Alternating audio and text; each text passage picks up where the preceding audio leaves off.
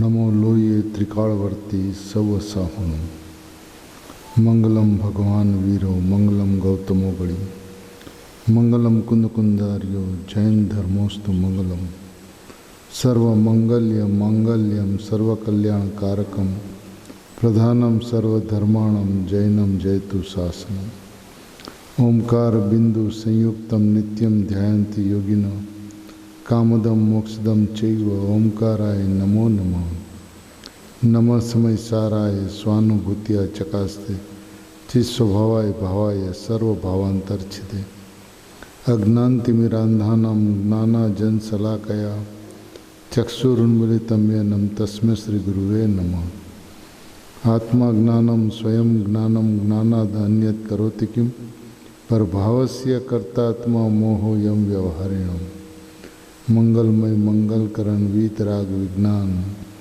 नमुता ही जाते भये अरिहंतादि महान। ओम नमः सिद्धेभ्य नमः सिद्धेभ्य नमः सिद्धेभ्य। जिनेन्द्र परमात्मा के शासन में कुंद आचार्य भगवान की आमनाई में अमृतचंद्र आचार्य भगवान की परंपरा में पूज्य गुरुदेव श्री का भरत क्षेत्र में जो उदय हुआ वह हम सभी का परम सौभाग्य है, क्योंकि गुरुदेव को पाने से अनादिकाल से जिस नई चक्र में जीव फंसा हुआ था वहाँ से निकलने का मार्ग मिला, जहाँ पर वस्तु को स्वभाव से देखने का विधान बताया। क्योंकि अनादिकाल से वो व्यवहार नहीं का तो निषेध करता आ रहा था, लेकिन निश्चय नहीं के चक्रव्यूह में फंस रहा था। अब क्योंकि वस्तु को जो देखने का विधान है वो स्वभाव से देखने का विधान है, नयों से नहीं। क्योंकि जो वस्तु नयातीत है वो नयातीत वस्तु नयों के माध्यम से प्राप्त नहीं की जा सकती, चाहे फिर वो विषय व्यवहार नहीं का हो या निश्चय नहीं का। और जीव ने अनादिकाल से निश्चय नहीं की मर्यादा में आकर अनुमान ज्ञान तक पहुंचकर भी जीव वापस लौटा, क्योंकि वो निश्चय नहीं के चक्रव्यूह में से बाहर नहीं निकल पाया। क्योंकि जब जब उन्होंने ये सोचा कि निश्चय नहीं से आत्मा शुद्ध है, तो उसका अर्थ यह होता है कि नई सापेक्ष होने की वजह से व्यवहार नहीं से जीव अशुद्ध है, ये अपने आप सिद्ध हो जाता है, सिद्ध करना नहीं पड़ता। और द्रव्यलिंगी मुनि की भी यदि भूल को देखा जाए तो इसी जगह पे अनादिकाल से रुका है। तो अपन इस द्रव्य स्वभाव और पर्यायी स्वभाव के माध्यम से वस्तु का स्वभाव जैसा है वैसा जानकर, वैसा मानकर, पर्यायी स्वभाव जानकर पर्याय का एकत्व तोड़कर द्रव्य स्वभाव जानकर द्रव्य में एकत्व हो, अहम हो, ऐसा बहुत सुंदर विधान इस द्रव्य स्वभाव पर्याय स्वभाव ग्रंथ में टंकोत्कीर्ण किया गया है। यहाँ पे कहते हैं कि आत्मा स्वभाव से ही परिपूर्ण है, आत्मा स्वभाव से ही मुक्त है, आत्मा स्वभाव से ही शुद्ध है, आत्मा स्वभाव से ही अकर्ता है। अब इसके अंदर में स्वभाव की जब बात है तो स्वभाव निरपेक्ष होता है, स्वभाव को किसी की अपेक्षा नहीं होती है। और आज तक अपेक्षा से ही वस्तु को समझा, उसलिए वो स्वभाव के तरफ आकर खड़ा नहीं रह पाया। अब आचार्य भगवंतों के माध्यम से, न्यायों के माध्यम से, कलशों के माध्यम से, गाथाओं के माध्यम से इस बात को स्पष्ट की गई है कि स्वभाव की सिद्धि के लिए नहीं है, स्वभाव तो स्वभाव से ही सिद्ध होता है, नहीं से स्वभाव की सिद्धि नहीं होती। नहीं तो स्वभाव का मात्र अनुमान करवाता है, लेकिन उससे अनुभव नहीं होता। तो ये बात जब स्पष्ट हो जाती है तो जीव निश्चय नहीं से वस्तु को नहीं देखकर, निश्चय नहीं का विषय भगवान आत्मा, यह बात सच्चा है। क्योंकि एक निश्चय नहीं ऐसा नहीं है जो परमार्थ वस्तु को परमार्थ बतलाता है। उस नई के पक्ष में आकर, निश्चय नई के पक्ष में आकर पक्षातिक्रांत होने का जो विधान है वो वस्तु को स्वभाव से देखने का विधान है। एक बार यदि वस्तु को स्वभाव से देख ले तो अनुमान ज्ञान से आगे बढ़कर वो अनुभव में आ जाता है। क्योंकि अनादिकाल से पूज्य गुरुदेव श्री ऐसा कहा करते थे कि जीव अनुमान ज्ञान में अनंत बार आया, अनंत बार द्रव्यलिंगी मुनिपना ग्रहण किया और निश्चय नहीं के पक्ष से वस्तु को अनंत बार देखा, अनुमान ज्ञान तक पहुंचा, लेकिन अनुमान ज्ञान से लौट गया, अनुभव ज्ञान तक पहुंच नहीं पाया। तभी इसका जो मार्ग जो है वज्र मार्ग, वो यह है कि वस्तु को स्वभाव से देखिए। स्वभाव को स्वभाव से देखने से कोई पक्ष नहीं रहता। स्वभाव से ही समझ में आने से मैं परमात्मा तत्व हूँ ऐसा विश्वास आते ही अनुभूति हो जाती है। फिर बात सिर्फ जैसा स्वभाव है वैसा मानने की रहती है, ऐसा रखने की रहती है, और उसको स्वभाव को द्रव्य स्वभाव से बैठकर, द्रव्य स्वभाव में बैठकर जहाँ वस्तु को देखा तो अनुभूति सहज मात्र में प्राप्त हो जाती है। ये बात यहाँ पर सिद्ध करते हैं कि नहीं से तो स्वभाव का मात्र अनुमान होता है लेकिन अनुभव नहीं होता। क्योंकि उसने यदि निश्चय नहीं से आत्मा शुद्ध है ऐसा माना तो वस्तु निश्चय नहीं से शुद्ध नहीं है, वस्तु स्वभाव से शुद्ध है। अब जो अपने आप ही अनादि अनंत शुद्ध है उसको अपेक्षा क्यों है? अपेक्षा तो किसी अपेक्षा से यदि बात की जाती हो तो अपेक्षा की बात लागू करती है, लेकिन भगवान आत्मा जो शुद्ध है वो अनादि अनंत शुद्ध है। अब जब अनादि अनंत शुद्ध है तो उसको अपेक्षा की कोई आवश्यकता ही नहीं। पर्यायी स्वभाव ही ऐसा है कि अनादि अनंत कर्ता कर्म रूप परिणमता है। अब जो परिणाम स्वभाव से ही कर्ता कर्म रूप परिणमता है उसको अपेक्षा की कोई आवश्यकता ही नहीं। और जब वो अपेक्षा से वस्तु को देखता है तो निरपेक्ष वस्तु समझ में नहीं आती। द्रव्य स्वभाव भी निरपेक्ष और पर्यायी स्वभाव भी निरपेक्ष, क्योंकि स्वभाव कभी भी सापेक्ष नहीं हो सकता और नई कभी निरपेक्ष नहीं हो सकती। नई निरपेक्ष हो तो मिथ्या और नई सापेक्ष हो तो सम्यक। तो जब वो नई से देखता है तो नई की अपेक्षा तो सापेक्ष होने की वजह से सच्ची हो जाती है, सम्यक हो जाती है, लेकिन अनुभव ज्ञान तक नहीं पहुंच पाता। यदि जीव का कोई क्षति रही हो, कहीं भूल रही हो, तो यही है कि वस्तु को स्वभाव से नहीं देखा।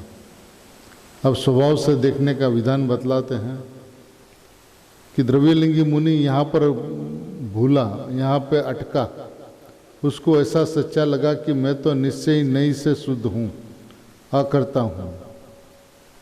जैसा स्वभाव है वैसा ही स्वभाव को मैं निश्चय नहीं के द्वारा जानता हूँ, मानता हूँ। जैसा स्वभाव है वैसा ही मानता हूँ, लेकिन निश्चय नहीं से मानता हूँ। क्योंकि हमारी समझ यह है कि व्यवहार से हमारा में राग हो रहा है, व्यवहार से हमें कर्मों का बंधन है, व्यवहार से हमें उदय भाव है, तो निश्चय नहीं से मैं शुद्ध हूँ। ऐसा उस द्रव्यलिंगी मुनि को सच्चा लगता है, तो इसलिए वो निश्चय नहीं से मैं जो मानता हूँ तो मैं सच्चा ही मानता हूँ, मैं भूल नहीं मानता हूँ। आत्मा को शुद्ध ही मानता हूँ, लेकिन निश्चय नहीं से मानता हूँ। स्वभाव से शुद्ध नहीं देखता, वो निश्चय नहीं से शुद्ध देखता है।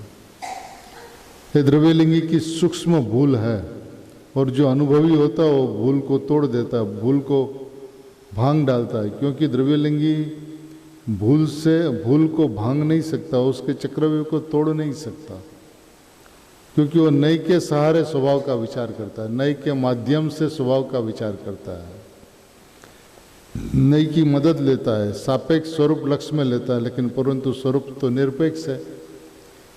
अब ये इनका भूल रह गई, बहुत बड़ी सूक्ष्म भूल। स्वरूप को कोई सहारा की जरूरत नहीं है, आत्मा बंध और मोक्ष के भाव से रहित है, यह वस्तु का स्वरूप है। अब जब बंध और मोक्ष से रहित है, ऐसी वस्तु की व्यवस्था है, ऐसा वस्तु का स्वभाव है, तो उसको कई नहीं से बंध और मोक्ष से रहित देखा जाए। और उसने व्यवहार नहीं से बंधा हुआ हूँ और निश्चय नहीं से मुक्त हूँ, जबकि बंध और मोक्ष के परिणाम से ही भगवान आत्मा रहित है, ऐसा द्रव्य स्वभाव इसकी दृष्टि में नहीं है। जो बात निमित्त से बताई गई थी, जो बात संयोग का ज्ञान करवाने के लिए की गई थी, उसको उसने नई से देख लिया, नई से समझा, और नई से समझने से वो द्रव्य स्वभाव के पक्ष में नहीं आ पाया। बस इतनी सी भूल। निश्चय नई से आत्मा शुद्ध है और स्वभाव से आत्मा शुद्ध है। एक जगह नई लगा है, एक जगह स्वभाव लगा हुआ है। निश्चय नई से शुद्ध है ऐसा मानने से अनंत संसार खड़ा रहता है, और स्वभाव से शुद्ध है ऐसा मानने से आत्मा की अनुभूति हो जाती है। अंतर कितना? एक ने नई के माध्यम से विचार किया, एक ने स्वभाव से विचार किया। जो नई से विचार किया वो अनंत काल तक संसार में रुलता रहा, और जिन्होंने स्वभाव से विचार किया वो क्षण मात्र में अनुभूति करके मोक्ष में चला गया। तो ये द्रव्यलिंगी माने अपनी अनंत काल में अनंत बार ऐसी भूल हुई है। अब अपन को गुरु मिले, ज्ञानी धर्मात्मा मिले, जिन्होंने इस बात को झंझोल दिया, जगा दिया कि प्रभु ये सावचेत हो जाना, यहाँ पर लाल बत्ती है। नई से वस्तु का विचार मत करना, स्वभाव से विचार करना, क्योंकि नई से विचारने से, नई सापेक्ष होने की वजह से प्रतिपक्ष नई खड़ी होती है, और प्रतिपक्ष नई खड़ी होने के वजह से वस्तु शुद्ध होने के बावजूद भी, प्रकट होने के बावजूद भी, स्वभाव से अकर्ता होने के बावजूद भी उसके समीप पहुंच गया, अनुमान तक पहुंच गया। अनुमान माने अनुमान ज्ञान उसको कहते हैं जिस अनुमान ज्ञान के अंदर में भगवान आत्मा जैसा अनुभवी को आता है, अनुभवी को अनुभव के पश्चात विकल्प में आने से आत्मा जैसा ख्याल में आता है, ऐसा ख्याल अनुभव के पहले आत्मार्थी को अनुमान ज्ञान में आ जाता है। उन्हें दोनों के विकल्प के अंदर में कोई अंतर नहीं होता। अंतर यह होता है कि अनुभवी को आनंद का वेदन होता है और इनको आनंद का वेदन नहीं होता है, और यहाँ तक आकर जीव लौट जाता है, क्योंकि वो देख लिया बस ये सामने ही तो घर है, और नई से देखा था तो घर में प्रवेश नहीं हो पाया। तो नई से वस्तु की व्यवस्था को समझकर नई को छोड़ना है।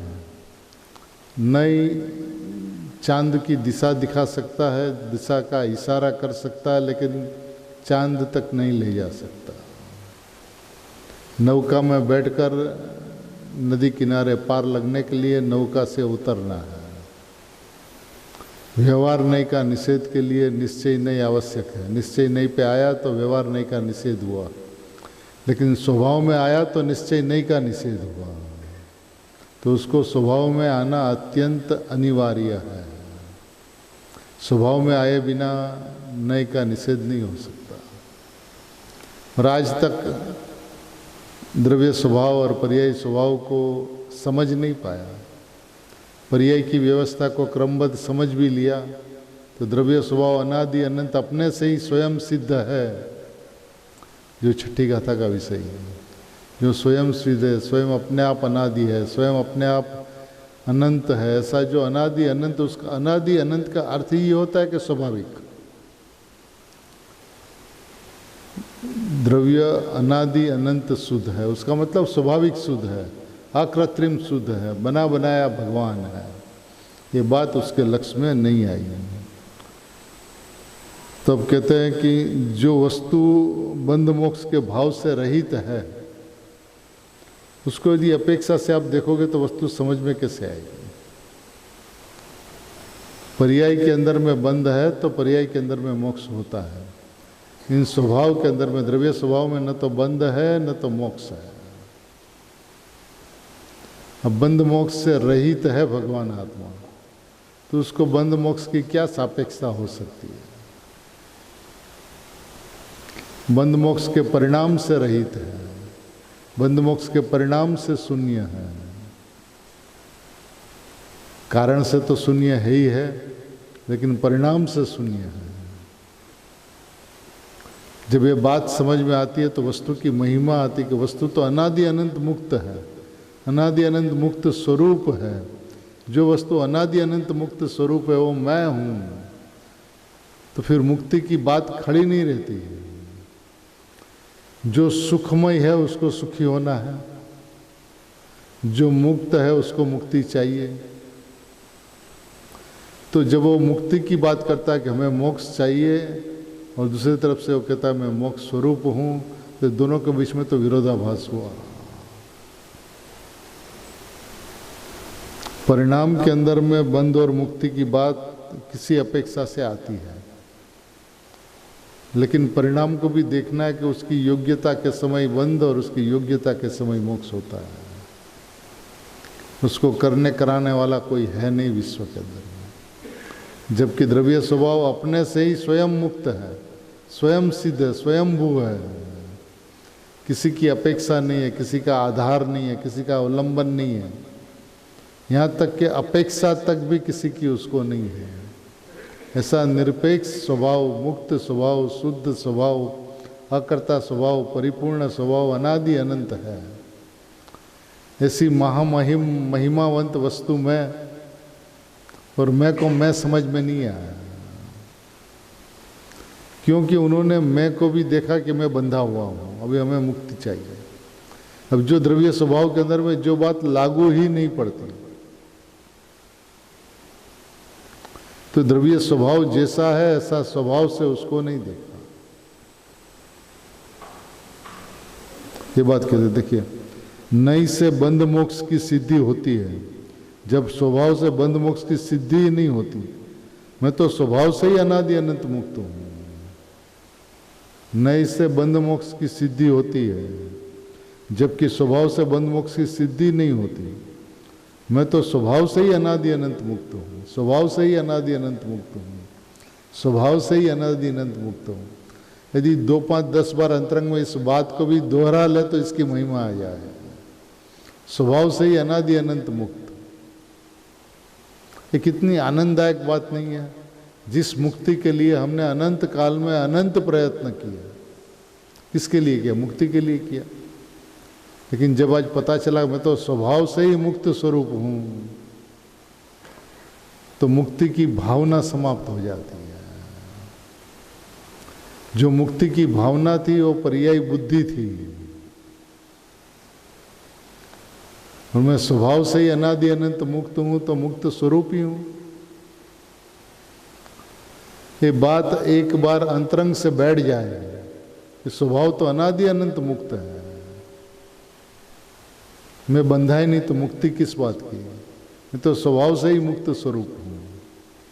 जब स्वभाव से मुक्त स्वरूप समझ में आ जाता है तो स्वभाव की मुक्तता, स्वभाव की विशालता, स्वभाव की अद्भुतता, स्वभाव की अलौकिकता आते ही ख्याल में महिमा आए बिना नहीं रहती, और महिमा आते ही स्वभाव में बैठ जाता है।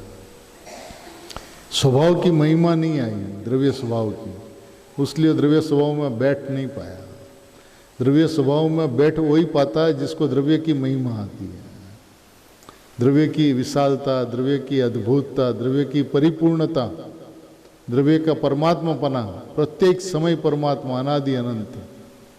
वैसा अब जिस परमात्मापना प्रकट करने के लिए मैं अनंत काल से दौड़ लगा रहा था, और जिसके पीछे मैंने अनंत काल गंवाया, अनंत जन्म गंवाए परमात्मापना प्रकट करने के लिए, यहाँ आचार्य भगवान और गुरुदेव कहते हैं कि भाई तू तो वर्तमान में परमात्मा, तू त्रिकाल परमात्मा, अनादि अनंत परमात्मा है। तो ये कितनी अच्छी खबर नहीं है? जिसके पीछे हमने अनंत काल गंवाया वो वस्तु तो प्रकट है बिल्कुल, क्योंकि अनादि काल से हमने अपने आप को बंधा हुआ माना था, उसलिए मुक्ति का प्रयत्न होते रहा।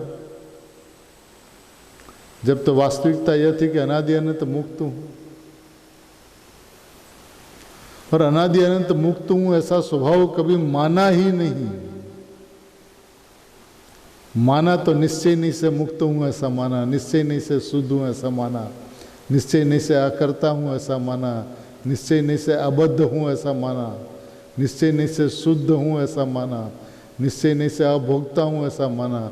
लेकिन स्वभाव से शुद्ध, स्वभाव से अबद्ध, स्वभाव से अकर्ता, स्वभाव से परिपूर्ण, स्वभाव से परमात्मा, पूरा निर्बोझ हो जाएगा। उसी क्षण वो निर्बोझ हो जाता है कि जिसके लिए मैंने अनंत प्रयत्न किए, वाह रे प्रभु, मैं तो स्वभाव से ही मुक्त, मैं तो स्वभाव से ही परमात्मा। ये कितनी आनंददायक बात है, कितनी अद्भुत बात है। स्वभाव की गरिमा अनंत गुनी बढ़ जाती है। क्योंकि आज तक स्वभाव की अनंती महिमा नहीं आई, उसलिए स्वभाव में बैठ नहीं पाया। स्वभाव में बैठना बहुत सरल है। स्वभाव से यदि स्वभाव को देखा जाए तो स्वभाव में बैठना सरल है। प्रभाव से यदि देखा जाए, किसी अपेक्षा से देखा जाए, तो जीव स्वभाव में बैठ ही नहीं सकता। वो पर्याय में अनादिकाल से बैठा हुआ, पर्याय में बैठा रहा। पर्याय माने प्रभाव, कुछ फेरफार करने का अभिप्राय माने पर्याय दृष्टि। पर्याय के अंदर में मुक्ति की प्राप्ति का अभिप्राय माने पर्याय दृष्टि। और इसी भाव को उसने अनादिकाल से संजोया, तो वस्तु लक्ष्य में नहीं आई, वस्तु दृष्टि में नहीं आई। प्रकट है, बिल्कुल हाजरा हजूर है, विद्यमान है। विद्यमान हाजरा हजूर प्रकट होने के बावजूद भी उसको अनंत काल लगा इस वस्तु तक पहुंचने के लिए। प्रभु ये तो एक समय का काम है। जहां स्वभाव से देखा तो स्वभाव पे बैठ गया, स्वभाव से देखा नहीं, कोई अपेक्षा से देखा तो स्वभाव में बैठ नहीं पाया, क्योंकि प्रतिपक्ष नहीं खड़ी हो गई। ये बात बहुत ही मार्मिक है, सूक्ष्म है, लेकिन समझ में आने वाली है। बिल्कुल सूक्ष्म नहीं, अपना स्वभाव है, स्वभाव सूक्ष्म हो ही नहीं सकता। लेकिन आज तक उसके पकड़ में नहीं आई, उस अपेक्षा से उसको सूक्ष्म कहा जाता है। देखिए, आत्मा करता है वो एक पक्ष है, आत्मा आकर्ता है दूसरा पक्ष है। चित्त स्वरूप जीव के बारे में नयो के ये दो पक्षपात है। आत्मा करता है वो एक पक्ष और अकर्ता है ऐसा दूसरा पक्ष। चित्त स्वरूप जीव के विषय में नयो के दो पक्षपात है। खरेखर जो तत्ववेदी ऐसा जानता है कि चित्त स्वरूप जीव तो चित्त स्वरूप ही है। चित्त स्वरूप जीव के बारे में जीव करता है एक पक्ष, अकर्ता है दूसरा पक्ष। लेकिन तत्ववेदी, तत्व को जानने वाला, तत्व को मानने वाला, द्रव्य स्वभाव पर्याय स्वभाव को जानने वाला, उस पर्याय को स्वभावने वाला, स्वभाव को जानने वाला चित्त स्वरूप जीव तो चित्त स्वरूप जीव है ऐसा जानता है। बस कोई नई विविक्षा नहीं लगी है। व्यवहार नई का निषेध तो पहले से ही करते आए हैं, यहाँ तो निश्चय नई का निषेध का काल आया है। जो आज तक उन्होंने किया नहीं था निश्चय नहीं का निषेध, क्योंकि वो तो वस्तु को निश्चय नहीं से ही देखता था, तो निषेध कैसे करे। वो निश्चय नहीं से देखने से वस्तु पे आ नहीं सकता था, ये बात उसको समझ में नहीं आई थी। निश्चय नहीं से देखने से वस्तु तो जैसी है वैसा विकल्प तो हो जाता था, लेकिन नई पक्ष नहीं छूटता था। जब स्वभाव से देखा तो निश्चय नहीं का पक्ष भी छूट गया।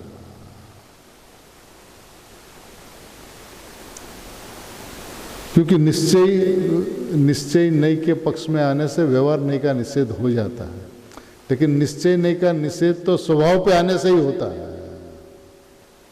तो स्वभाव के पक्ष में आए बिना निश्चय नई का निषेध नहीं होता, और अनादिकाल से उसको निश्चय नई का निषेध नहीं हुआ।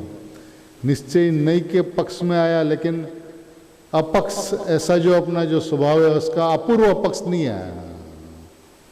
मैं शुद्ध हूं ऐसा पक्ष तो आया है, लेकिन निश्चय नहीं से मैं शुद्ध हूं ऐसा पक्ष आया तो पक्षातिक्रांत नहीं हो पाया।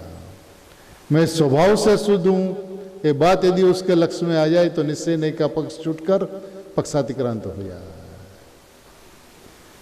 ये बहुत अल्प समय की बात है, कोई इसके अंदर में ज्यादा समय नहीं लग सकता।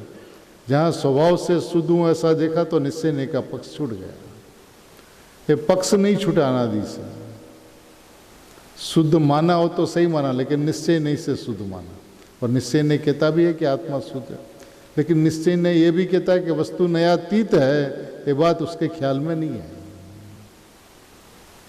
वस्तु नयातीत है वो निश्चय नहीं ही कहता है, लेकिन वो निश्चय नहीं से नयातीत नहीं है, स्वभाव से नयातीत है।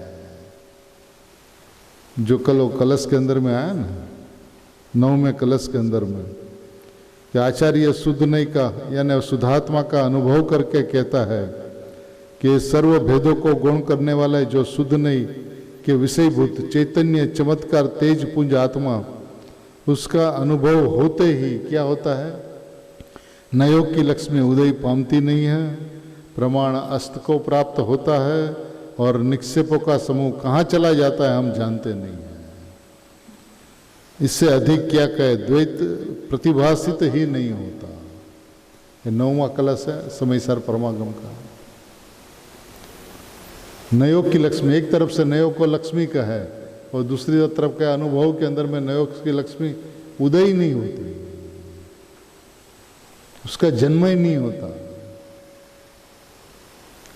ऐसी वस्तु है। तो इसलिए यहाँ पे भी उद्देश्य आचार्य भगवान का है कि आप वस्तु को स्वभाव से देखो, स्वभाव से देखोगे तो अनुभव होगा और अनुभव होगा तो नयोग की लक्ष्मी उदय नहीं पाएगी, उसका उदय नहीं होगा, प्रमाण अस्त को प्राप्त होगा और निक्षेपों का समूह कहाँ चला गया हमें पता नहीं है, हमें मालूम नहीं है। एक बात सिर्फ वस्तु को स्वभाव से देखने की है,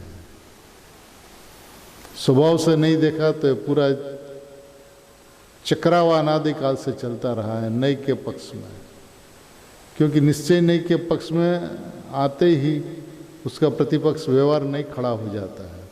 निश्चय नहीं से आ करता हूँ उसका अर्थ के व्यवहार नहीं से करता हूँ, निश्चय नहीं से शुद्ध है उसका अर्थ व्यवहार नहीं से अशुद्ध हूँ, निश्चय नहीं से मुक्त हूँ उसका अर्थ व्यवहार नहीं से बंधा हुआ हो। जो अनादिकाल से वो मानता है कि मैं बंधा हुआ हूँ, हमें मुक्ति चाहिए। और मुक्ति कैसे होती है, तो कि द्रव्य की दृष्टि से होती है। अब द्रव्य दृष्टि तो कैसे करें, हम तो बंधे हुए हैं कर्मों से। तो निश्चय नहीं से मैं शुद्ध हूँ, तो उसका पाठ चलता है निश्चय नहीं से मैं शुद्ध हूँ। अब जब नयों के माध्यम से ही वस्तु को देखता है तो स्वभाव पे नहीं आ सकता, स्वभाव पे बैठ नहीं सकता, स्वभाव का वजन नहीं आ सकता, क्योंकि निरपेक्ष नया मिथ्या, सापेक्ष नया सम्यक। नहीं तो सम्यक हो गए लेकिन अनुभूति से दूर हो गया, माने एकदम एक कदम पे जो अनुभूति थी उस अनुभूति से दूर हो गया नए के पक्षों में। ये बात कहते हैं आत्मा निश्चय नहीं से शुद्ध है, अकर्ता है, अबद्ध है, ऐसा नहीं है। आत्मा तो स्वभाव से ही शुद्ध है, स्वभाव से ही अकर्ता है, स्वभाव से ही अबद्ध है। यदि निश्चय नहीं से अबद्ध लोगे तो व्यवहार नहीं से बंधा हुआ सिद्ध हो जाएगा। सिद्ध करने की जरूरत नहीं है, आपने निश्चय नहीं से अबद्ध लिया तो उसका अर्थ ही यह होता है कि व्यवहार नहीं से बंधा हुआ है। आपके ज्ञान में दूसरी नई प्रतिपक्ष नई खड़ी हो गई।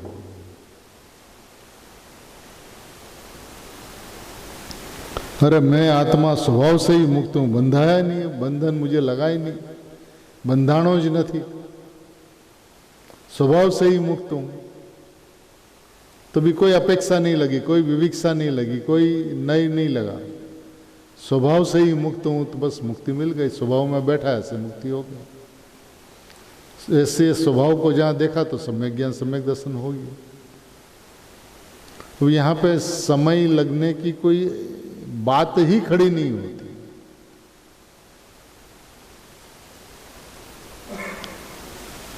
व्यवहार नहीं के पड़खे तो चढ़ने जैसा ही नहीं है, नहीं व्यवहार नहीं के बाजू में तो चढ़ने जैसा ही नहीं है, क्योंकि वो तो अन्यथा कथन करता है, जबकि निश्चय नहीं स्वरूप का अनुमान तो कराता है, लेकिन उसकी मर्यादा समझ ले। व्यवहार नहीं तो दूसरे के भाव को दूसरे का कहे ऐसा झूठा लाला है। समयसार कलश टीका के अंदर में व्यवहार को झूठा झूठा झूठा झूठा कलश कलश पे बात कही है।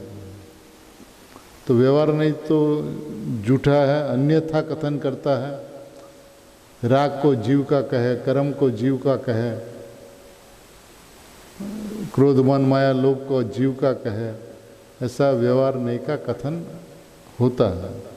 लेकिन निश्चय नहीं का स्वरूप तो अनुमान कराने का है, वस्तु का अनुमान कराता है। जैसी वस्तु है वैसा ज्ञान कराता है, लेकिन उसकी तू मर्यादा समझ ले कि उसकी भी एक मर्यादा है, क्योंकि वो नई से बात करता है, अपेक्षा से बात करता है, सापेक्षता से बात करता है, जबकि वस्तु निरपेक्षपने शुद्ध है, स्वभाव से ही शुद्ध है, बिना अपेक्षा ही शुद्ध है।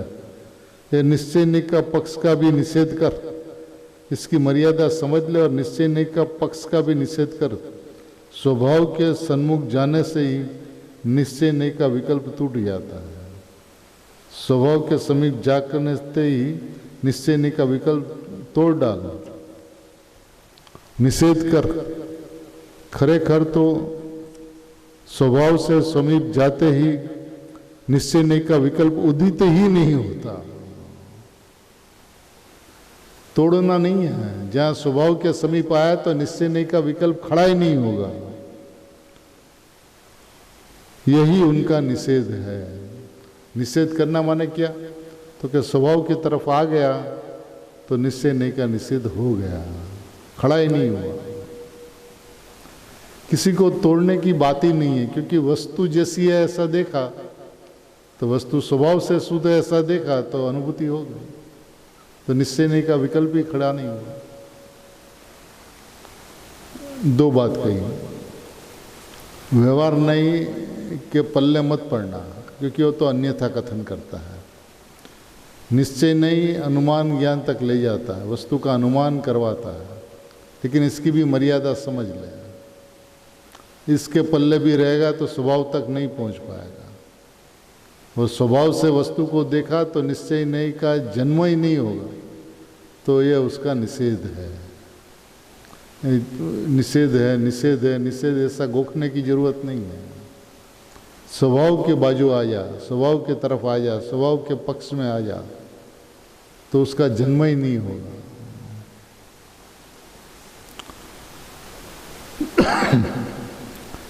जैसे निश्चय नहीं में आते व्यवहार नहीं का विकल्प छूट जाता है, ऐसे स्वभाव में आते ही निश्चय नहीं का विकल्प छूट जाता है। निश्चय नहीं में आते ही व्यवहार नहीं का विकल्प छूट जाता है। कि जिसको अभी तक बंधा हुआ कर्ता कर्म वाला माना था, जब निश्चय नहीं पे आया तो ये बात निश्चय नहीं से शुद्ध देखा, अकर्ता देखा, अबद्ध स्वरूप देखा, मुक्त स्वरूप देखा, परिपूर्ण परमात्मा देखा, तो व्यवहार नहीं का विकल्प छूट गया। अब कहते हैं कि इसी तरह से स्वभाव में आया तो निश्चय नहीं का विकल्प छूट जाता है। जिससे यह स्वभाव का पक्ष आता है वो अभी निश्चय नहीं का पक्ष का कथन का निषेध करता है। जिसको स्वभाव का पक्ष आता है वो निश्चय नहीं के पक्ष का भी कथन जो हो उसका निषेध करता है। निश्चय नहीं से व्यवहार नहीं का निषेध और स्वभाव से निश्चय नहीं का निषेध। नहीं तो स्वभाव में आती ही नहीं, बाहर रह जाती है। नहीं का स्वभाव में प्रवेश नहीं है, वो बाहर रह जाती है। वो दृष्टांत दिया था ना, एक राजा दूसरे राजा को मिलने के लिए जाए तो मंत्री का काम राजा के दरवाजे तक ले जाना है। और दरवाजे पे ले जाके बोलता, प्रभु अभी आप पधारो अंदर।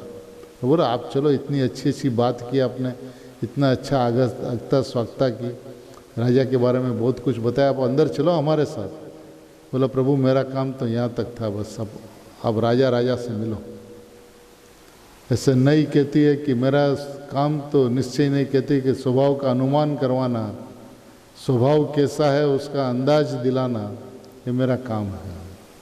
लेकिन स्वभाव के अंदर में मेरा प्रवेश नहीं है, मैं तो दरवाजे पे रुक गया, आप पधारो अंदर। जहाँ स्वभाव से स्वभाव को देखा,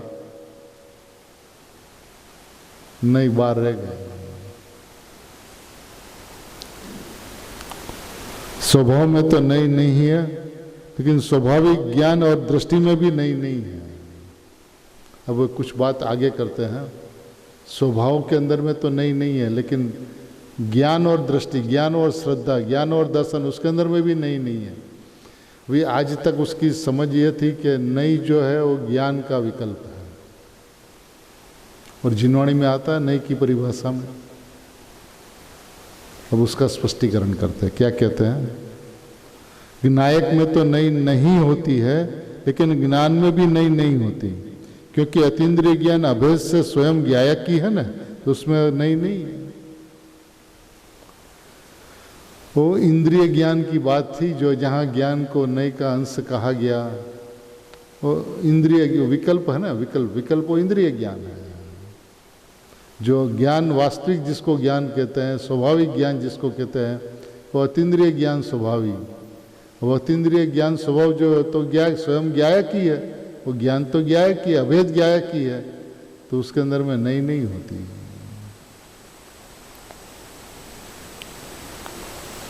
दूसरे तरफ से कहे तो अज्ञान में नहीं है, दूसरी तरफ से कहे तो अज्ञान में नहीं, ज्ञान में नहीं होता, लेकिन अज्ञान में नहीं है।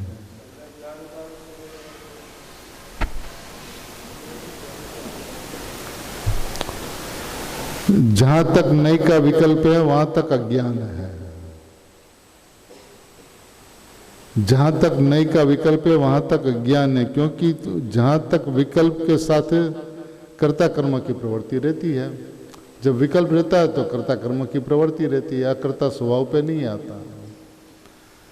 एक समय के अंदर में जहां स्वभाव पे बैठा तो एक समय के अंदर में मैं करता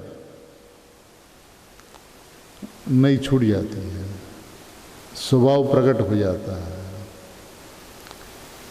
श्रुत ज्ञान का अंश का, लेकिन कौन सा श्रुत ज्ञान? अपन नई की परिभाषा यदि पढ़े तो इसके अंदर में बहुत रकम से बात आती है जिनवाणी के अंदर में, लेकिन ये बात अत्यंत स्पष्ट है कि जहां तक नहीं है वहां तक अज्ञान है,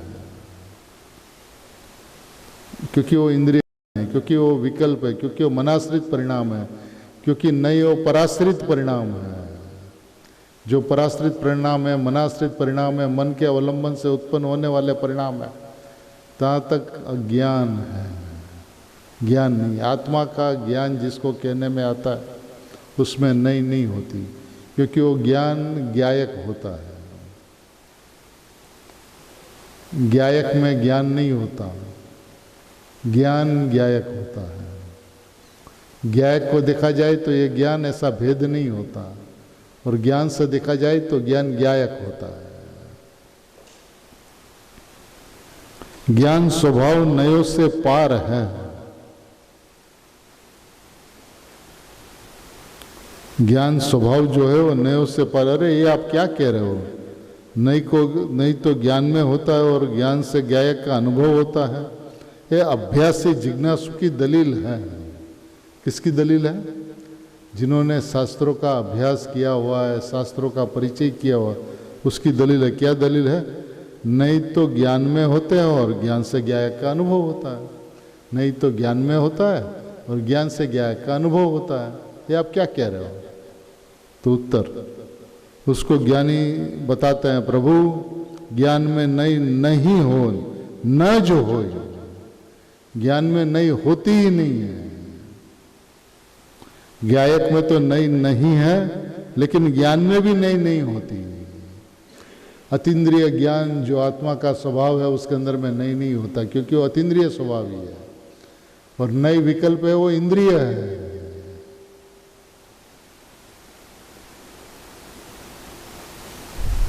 स्वभाव की बात आवे उसमें अकेला स्वभाव ही दिखता है, दूसरा कुछ नहीं दिखता। नई से स्वभाव विचारना और स्वभाव से स्वभाव विचारना, इस विचार कोटि में बहुत बड़ा फर्क है। नई से स्वभाव को विचारना और स्वभाव से स्वभाव को विचारना, दोनों की कोटि में बहुत बड़ा फर्क है। क्योंकि एक जगह पर जब नई से विचारता है तो प्रतिपक्ष नई खड़ी होते ही वो व्यवहार का पक्ष भी खड़ा हो गया, और ज्ञान से देखा जाए तो उसमें नहीं होती नहीं। ज्ञान तो स्वभाव है आत्मा का। ज्ञान क्या है? आत्मा का स्वभाव है ना। अब आत्मा का स्वभाव है तो स्वभाव आत्मा में ज्ञायक में नहीं है, तो ज्ञान में नहीं कहाँ से आएगी? आत्मा का स्वभाव ज्ञान है और ज्ञान स्व आत्मा है, तो जो अतीन्द्रिय स्वभावी आत्मा है तो उसका जो स्वभाव ज्ञान है वो भी अतीन्द्रिय है। जब ज्ञायक में नहीं है तो ज्ञान में नहीं कहाँ से आएगी? जो बात इंद्रिय से कही गई थी, जो बात वस्तु को समझाने के लिए कही गई थी, जो बात अनुमान ज्ञान तक ले जाने के लिए कही गई थी, यदि उसको तूने स्वभाव मान लिया तो अज्ञान चालू रहेगा। विकल्प कितना ही बढ़िया हो, कितना ही सच्चा हो, कितना ही जैसा स्वभाव है वैसा हो, लेकिन उसके अंदर में वस्तु में प्रवेश नहीं हो सकता। जब तक नहीं से देखोगे तब तक प्रतिपक्ष बना रहेगा, बिना सोचे ही दूसरी नई खड़ी हो जाएगी और इंद्रिय ज्ञान के अंदर में विकल्पों की हारमाला चलती रहेगी। विकल्प टूटेगा नहीं, विकल्प को तोड़ने का प्रयत्न करेगा तो भी विकल्प प्रगाढ़ होगा। यह विकल्प की बलिहारी है। आप विकल्प को कम करने की कोशिश करो, विकल्प कम हो जाए ऐसा नहीं है। स्वभाव के पक्ष में आओ तो विकल्प रुक जाएगा। एक कला है, आपने किस वस्तु को देखा, कहां से देखा, किस तरह से देखा। नयों से देखा ना स्वभाव से देखा, वो निश्चय नहीं दरवाजे तक तो लाके छोड़ दिया। अभी आप फिर भी निश्चय नहीं को साथ में लेके चलो तो आप प्रवेश अंदर नहीं कर सकते। राजा के पास आप मंत्री को लेकर जा ही नहीं सकते। एक प्राइम मिनिस्टर दूसरे प्राइम मिनिस्टर को मिले तो साथ में कौन रहता है? एक जापानीज हो, एक इंडियन हो, एक को जापानीज नहीं आती हो, दूसरे को हिंदी नहीं आती हो, तो दुभाषिया नहीं रखता, सिस्टम रखता जो अपने आप कन्वर्सन हो जाए।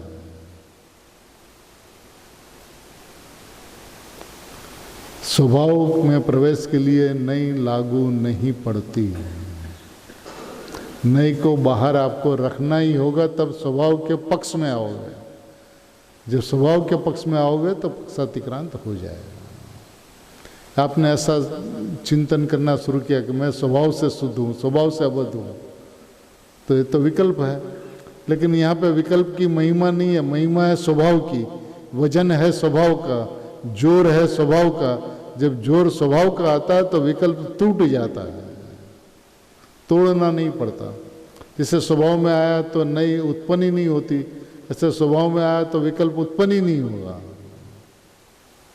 स्वभाव से स्वभाव को देख, स्वभाव से स्वभाव की सिद्धि है।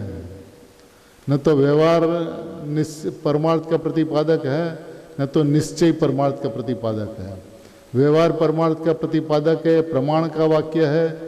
निश्चय परमार्थ का प्रतिपादक है, नई का वाक्य है। स्वभाव स्वभाव का प्रतिपादक है, यही स्वभाव है। इसके अलावा स्वभाव पाया नहीं जा सकता। जो वस्तु अनादिकाल से कठिन रही उसका कारण यह है कि वस्तु को वस्तु से नहीं देखा, वस्तु को किसी अपेक्षा से देखा। बंध से मुक्त होने के लिए, आश्रव से संवर के लिए उसने मैं परमात्मा हूँ, शुद्ध हूँ, परिपूर्ण हूँ, जैसा स्वभाव है वैसा सोचा। लेकिन किससे? निश्चय नहीं से। बंध से मुक्ति पाने के लिए, आश्रव से संवर में आने के लिए। क्योंकि मोक्ष का कारण मोक्ष मार्ग है, तो मोक्ष मार्ग प्रकट हो, उसलिए मैं शुद्ध हूँ, बुद्ध हूँ, अबद्ध हूँ, ऐसा विश्वास किया। लेकिन ये स्वभाव में प्रवेश करने का उपाय नहीं है। रुक गया जीव अनादिकाल से इसी चक्रावे के अंदर, क्योंकि बंध है और मुक्ति चाहिए। अब बंध किसका है? कर्मों से जीव बंधा हुआ और कर्मों से मुक्ति चाहिए। तो माने चेतन जड़ से बंधा हुआ, जड़ चेतन को जड़ से मुक्ति चाहिए। दोस्त तो सिर्फ अपने को भूला था, इतना ही तो दोस्त था, और क्या था? कर्मों को बंधा था और कर्मों उसको उदय में आते और कर्मों को भोगता है। बात तो कहाँ की थी? वो जब पाठशाला शुरू की तब की थी। निमित्त का ज्ञान कराने के लिए थी, दूसरे पदार्थ का संयोग में क्या था उसका ज्ञान कराने के लिए थी। अब तूने तो उसको स्वभाव मान लिया कि मैं बंधा हूँ, तो बंधा हूँ तो कर्मों से बंधा हूँ, तो मेरा स्वभाव है कि मैं कर्मों से बंधा हूँ। विभाव स्वभाव है, अब स्वभाव प्रकट करे तो विभाव मिट जाएगा। कौन सा विभाव और कहाँ का विभाव? पर्याय को जो कर्ता कर्म की व्यवस्था थी उसको नहीं समझकर द्रव्य को तूने बंधा हुआ मान लिया। फिर तर्क देता है कि पर्याय के अंदर में भूल होती है और पर्याय निगोद में जाती है तो द्रव्य का ऊपर रहता है, वो भी तो निगोद में साथ में जाता है। लेकिन प्रश्न है कि निगोद के अंदर में जीव अशुद्ध हुआ क्या? अनंत दुखों के बीच रहते हुए भी गायक को क्या हुआ?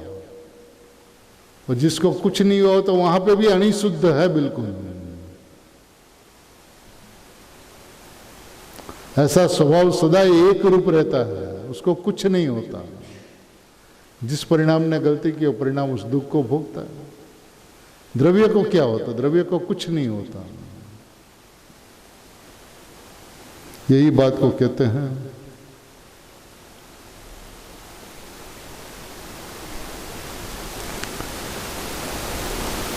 स्वभाव का विचार और स्वभाव से स्वभाव का विचार, मतलब नई से स्वभाव का विचार और स्वभाव से स्वभाव का विचार, ये दोनों ही विचार कोटि में बहुत बड़ा फेर है। स्वभाव अपना विश्वास और ज्ञान का वजन सहन कर सकता है, परंतु नई यह वजन सहन नहीं कर सकता, क्योंकि नई सापेक्ष है।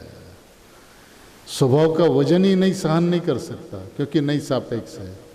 स्वभाव का वजन सहन कर लेता है। जो सुगानी जी कहते हैं ना, स्वभाव का वजन आना चाहिए, स्वभाव पे बैठ जाना चाहिए, स्वभाव पे पलाठी लगानी देनी चाहिए, ये बात है। नयों से वस्तु को मत देख, स्वभाव से स्वभाव को देख प्रभु। स्वभाव स्वयं सिद्ध है, स्वभाव स्वयं शुद्ध है, स्वभाव स्वयं अकर्ता है, स्वभाव स्वयं परिपूर्ण परमात्मा है। उसको क्या चाहिए? कर्मों से बंध और कर्मों से मुक्ति। उसका नाम मोक्ष नहीं है। वस्तु स्वयं मोक्ष स्वरूप है। इसलिए कृपालु देव ने कहा कि मोक्ष थतो नहीं पण मोक्ष समझाय छे।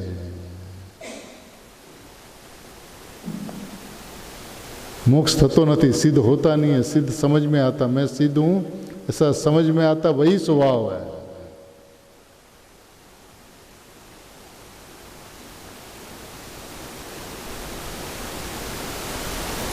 द्रव्य लिंगी की यही भूल है।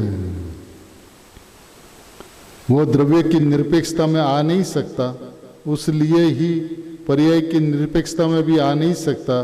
वो द्रव्य को भी सापेक्ष दिखता है और पर्याय को भी सापेक्ष दिखता है।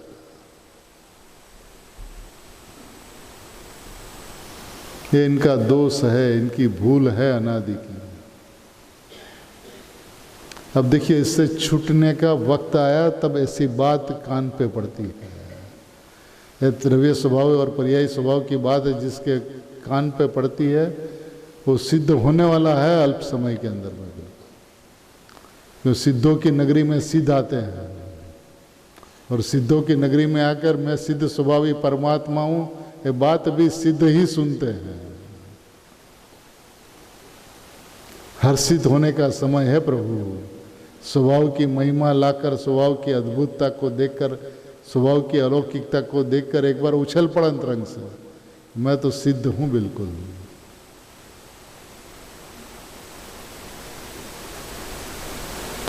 ज्ञान निश्चय निश्चय आत्मा को जानता है। देखिए अब क्या बात करते हैं। ज्ञान निश्चय निश्चय आत्मा को जानता है, ये भी एक तरह की सापेक्षता ही है। ज्ञान स्वभाव से ही आत्मा को जानता है। स्वभाव कहते ही निरपेक्षता ही आती है। संसार का थाक उतर जाए ऐसी बात है। ये रहस्य ख्याल में आते ही अल्पकाल में मुक्ति हो। ये बात जिसको ख्याल में आई है वो स्वभाव से वस्तु को देखेगा, नहीं से नहीं देखेगा। जो स्वभाव से देखेगा उसके अल्पकाल में मुक्ति होगी। तो ये सभी मुक्त होने वाले जीव हैं अल्पकाल में। जिसके कर्ण पे बात आती है कि वस्तु तो स्वभाव से शुद्ध है। ज्ञान आत्मा को जानता है तो स्वभाव से जानता है, निश्चय नहीं से नहीं जानता। कोई अपेक्षा से ज्ञान आत्मा को जानता, ज्ञान स्वभाव से जानता है प्रभु। निश्चय नए शुद्ध कहते ही कोई नहीं से अशुद्ध ऐसा आ जाएगा। आपको सोचने की जरूरत नहीं है, आ जाएगा। निश्चय नहीं से नित्य कहते कोई नहीं से अनित्य ऐसा आ जाएगा, क्योंकि नहीं सापेक्ष होती है और स्वभाव तो निरपेक्ष है। नहीं स्वभाव से ही सापेक्ष होती है और स्वभाव से ही अत्यंत निरपेक्ष होता है। नहीं स्वभाव से ही सापेक्ष और स्वभाव से ही अत्यंत निरपेक्ष। व्यवहार नहीं निश्चय नहीं के द्वारा निषेध्य है और निश्चय नहीं स्वभाव के द्वारा निषेध्य है। निश्चय नहीं के द्वारा व्यवहार नहीं का निषेध होता है और स्वभाव के द्वारा निश्चय नहीं का निषेध होता है। अब ये बात तो समझ में आने वाली बात है कि मनुष्य मनुष्य है। अब मनुष्य किस अपेक्षा से मनुष्य है? तो ये कोई बात ही नहीं है, मनुष्य मनुष्य है बस। अब काका है, चाचा है तो भतीजे की अपेक्षा से चाचा है, मामा है तो भांजे की अपेक्षा से मामा है, पिता है तो पुत्र की अपेक्षा से पिता है, पुत्र है तो पिता की अपेक्षा से पुत्र है, पति है तो पत्नी की अपेक्षा से पति है। तो ये एक एक बात एक एक नई से सिद्ध होती है। लेकिन मनुष्य है तो निरपेक्ष है, इसको कोई अपेक्षा ही नहीं, वो स्वभाव से मनुष्य है। अब इसमें अपेक्षा की कोई चर्चा ही नहीं है। नई सापेक्ष है, मैं परमात्मा हूं, किस नई से? अनादि अनंत परमात्मा हूं तो नई लागू ही नहीं पड़ती। अनादि अनंत शुद्ध हूं तो कोई नई लागू ही नहीं पड़ती। अनादि अनंत अबद्ध हूं तो कोई नई लागू ही नहीं पड़ती।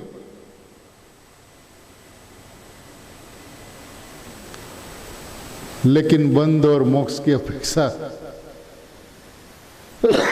यदि लागू करने जाएगा तो वस्तु वस्तु नहीं रहेगी।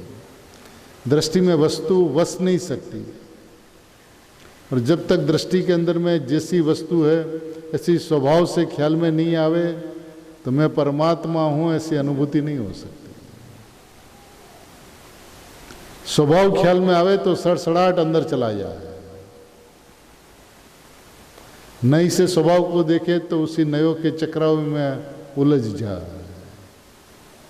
अब निश्चय नहीं की बात भी जैसा स्वभाव है वैसा बतलाने के लिए थी, लेकिन उसका पक्ष में रह गया। वस्तु जैसी थी ऐसी जानकर नई को छोड़कर वस्तु के अंदर में आ जाए तो अनुभूति हो जाए। अनादिकाल से अनुभूति नहीं हुई वैसी सूक्ष्मतम सूक्ष्म भूल यहां पर रह गई।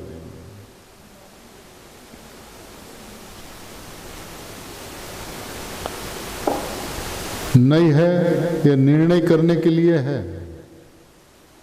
अपूर्व निर्णय आता है, परोक्ष अनुभूति होती है, लेकिन उसमें आनंद नहीं है। क्या कहा? नहीं है, वो निर्णय करने के लिए है। अपूर्व निर्णय आता है, परोक्ष अनुभूति होती है, लेकिन उसमें आनंद नहीं है। ज्ञान है, अनुभव के लिए है, प्रत्यक्ष अनुभूति होती है, उसमें आनंद आता है। दोनों का अंतर दिखाया। नहीं वो निर्णय करने के लिए, अनुमान में आने के लिए, अपूर्व निर्णय के लिए, परोक्ष अनुभूति के तक के लिए नहीं ठीक है, लेकिन उसमें आनंद नहीं आता। जबकि ज्ञान जो है वो अनुभव के लिए, वो तो नहीं था, वो निर्णय के लिए। ज्ञान है वो अनुभव के लिए, उसके अंदर में परोक्ष अनुभूति, इसके अंदर में प्रत्यक्ष अनुभूति। उसके अंदर में आनंद नहीं आता, इसके अंदर में आनंद आता है। अब कितना बड़ा अंतर है आप सोच लो। एक के अंदर में स्वसंवेदन नहीं होता, एक के अंदर में स्वसंवेदन ही होता है। एक में वेदन प्रत्यक्ष, एक के अंदर में परोक्ष अनुभूति। परोक्ष अनुभूति अनुमान का अर्थ यह है कि बार बार अपन इस बात को दोहरा रहे हैं कि ज्ञान को अनुभूति के पश्चात विकल्प में आते ही जैसा वस्तु का ख्याल आता है ऐसा ख्याल निश्चय नहीं के पक्ष वाले को आ जाता है, लेकिन उसके अंदर में आनंद नहीं आता। कि आनंद तो गुरुदेव के पास पहुंच जाए तो आनंद आवे। अब वो आश्रम से स्वाध्याय मंदिर को देखे उसमें आनंद नहीं आ सकता। आश्रम को छोड़कर स्वाध्याय मंदिर में जाकर जिस कमरे में गुरुदेव है उस कमरे में जाकर गुरुदेव को पकड़े, पांव पकड़ के बैठ जाए तो उसमें आनंद आता है। वह निश्चय नहीं गुरुदेव कहाँ बैठे हो तो दिखाई देता है, जैसा है वैसा दिखा देता है। इसका अनुमान भी लग जाता है कि स्वाध्याय मंदिर के अंदर में जमने हाथ के रूम में गुरुदेव श्री है, अनुमान आ गया। लेकिन परोक्ष अनुभूति कि गुरुदेव तक नहीं पहुंचा, स्वभाव में नहीं आया तो गुरुदेव तक नहीं पहुंचा, ये बात कहते हैं। व्यवहार दृष्टि सो मिथ्या दृष्टि और निश्चय दृष्टि तो सम्यक दृष्टि, ऐसा आता है। लेकिन निरपेक्ष दृष्टि ते सम्यक दृष्टि, बस निरपेक्षता में दो नए पक्ष खड़ा ही नहीं होता, यही नयातीत होने की बात है। क्या कहते हैं, ऐसा आता है, व्यवहार दृष्टि सो मिथ्या दृष्टि, निश्चय दृष्टि सो सम्यक दृष्टि, ऐसा आता है। तो कहते हैं लेकिन निरपेक्ष दृष्टि से सम्यक दृष्टि, और जो सम्यक दृष्टि होता है वो दो नयों का ज्ञाता होता है। दो नई जैसा है वैसा नयों को ज्ञाता ज्ञानी ही होता है, अज्ञानी को तो उसका पक्ष होता है, इसलिए वो मिथ्या दृष्टि रहता है। और ज्ञानी दो नयों आत्मा के स्वभाव के अंदर में आकर आत्मा की अनुभूति करके दो नयों का ज्ञाता हो जाता है। ज्ञाता है दो नयों का ज्ञानी ही होता है और कोई नहीं होता। अज्ञानी दो नयों का ज्ञाता नहीं हो सकता, ये बात भी आएगी, देखते हैं। निरपेक्ष दृष्टि से सम्यक दृष्टि, निश्चय दृष्टि से सम्यक दृष्टि ऐसा आता है, लेकिन निरपेक्ष दृष्टि से सम्यक दृष्टि, बस निरपेक्षता में दो नए पक्ष खड़ा ही नहीं होते, यही न्यायातीत होने की बात है। निश्चय नई से एक ही धर्म ख्याल में आता है। अब देखिए नई की मर्यादा क्या है, एक नई एक धर्म को बतलाता है, एक नई दो धर्म को नहीं बतलाता। इसलिए कृपालु देव ने कहा कि अनंत बात है, अनंत बात को अनंत धर्म को बतलाने वाली अनंत नहीं है, एक नई एक धर्म को बतलाती है। जबकि आत्मज्ञान होता है तो सारी वस्तु को बतलाता है। देखिए निश्चय नहीं से एक ही धर्म ख्याल में आता है, और स्वभाव के समीप जाकर देखे तो पूरा स्वभाव ख्याल में आता है। निश्चय नहीं से एक धर्म ख्याल में आता है कि वस्तु शुद्ध है, लेकिन पूरी की पूरी वस्तु, द्रव्य पर्याय स्वरूप वस्तु, पूरी वस्तु का ख्याल, अनंत धर्ममय एक वस्तु का ख्याल कब होता है? कि जब स्वभाव के समीप जाकर देखे तो पूरे स्वभाव का ख्याल आता है। परिपूर्ण स्वभाव की प्राप्ति स्वभाव दृष्टि में होती है।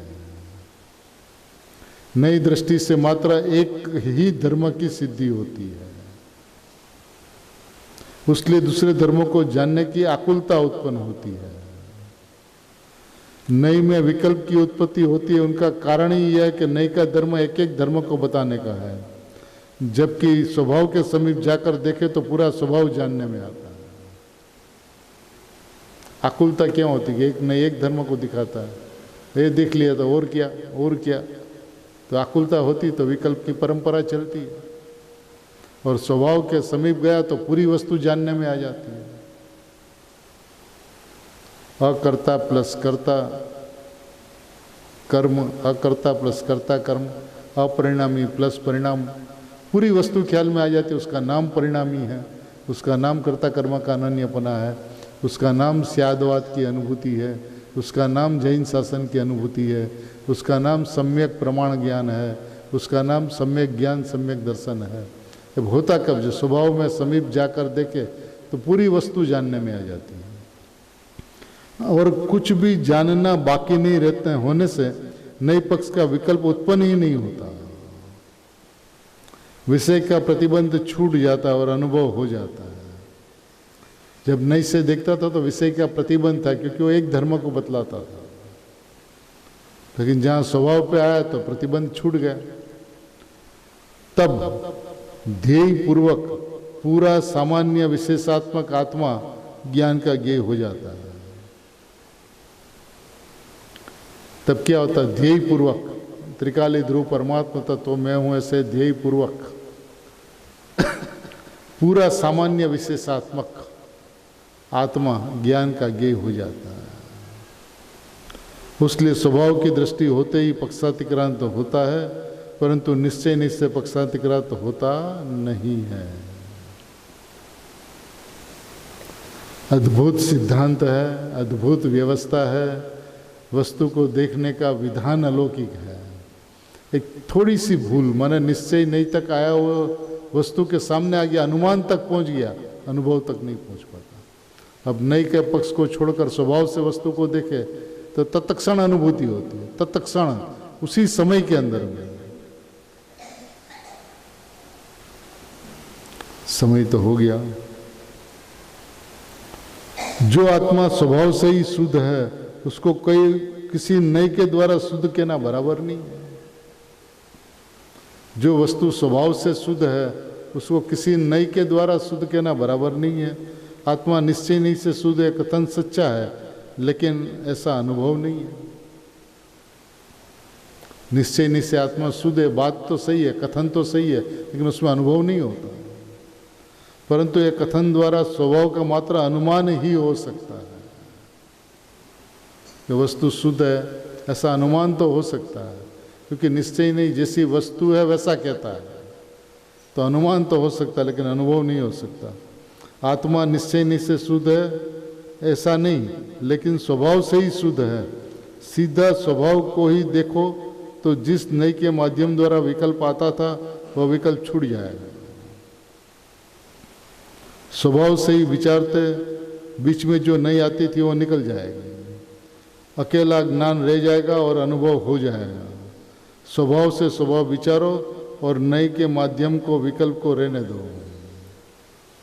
ये आदेश है ज्ञानियों का, स्वभाव से स्वभाव को विचारो। देखिए लिखा क्या, स्वभाव थी स्वभाव विचारो અને નઈના માધ્યમને વિકલ્પને રહેવા દો, કારણ કે वहाँ से वस्तु तक पहुँचा नहीं जाएगा और स्वभाव से स्वभाव को देखा तो अनुभूति तत्क्षण हो जाती है। मैं स्वभाव से ही शुद्ध हूँ, इसमें व्यवहार नहीं अशुद्ध है, दोष छूट जाता है। मैं स्वभाव से ही शुद्ध हूँ, इसमें व्यवहार नहीं से अशुद्ध हूँ, दोष छूट जाता है। और निश्चय नहीं है शुद्ध हूँ, वो विकल्प छूट जाता है। सुंदर बात, क्या कहा, मैं स्वभाव से ही शुद्ध हूँ, इसमें व्यवहार नहीं से अशुद्ध हूँ, ये नई का दोष छूट जाता है। और निश्चय नए शुद्ध हूँ ऐसा विकल्प छूट जाता है। निश्चय नए शुद्ध है विकल्प तो सही है, लेकिन जब स्वभाव से शुद्ध हूँ ऐसा सोचा तो व्यवहार नई का पक्ष छूट गया और निश्चय नई का विकल्प था वो विकल्प छूट गया। नई है वो विकल्प है। जिसे राग से अनुभव नहीं हो सकता ऐसे नई से भी अनुभव नहीं हो सकता। राग से अनुभव नहीं हो सकता उसी तरह से विकल्प से भी अनुभव नहीं हो सकता। नई का विकल्प है वहाँ तक अनुभव नहीं होगा, क्योंकि आड़कतरी रीत से राग के साथ कर्ता कर्म की प्रवृत्ति चालू ही रहती है। ये द्रव्य स्वभाव का प्रकरण यहाँ पे पूरा हुआ। अभी अपना कल से पर्याय स्वभाव का प्रकरण चालू है।